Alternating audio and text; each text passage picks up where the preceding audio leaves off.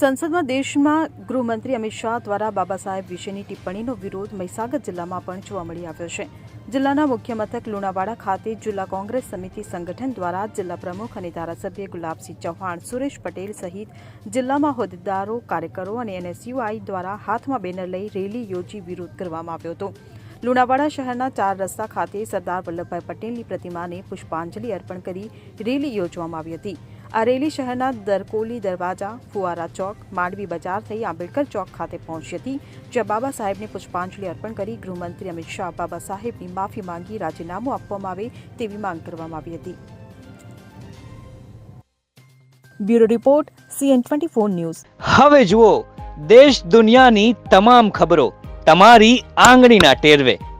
ઉઠાવો મોબાઈલ અને Google Play Store પરથી ડાઉનલોડ કરો અમારી CN24 ન્યૂઝ મોબાઈલ એપ.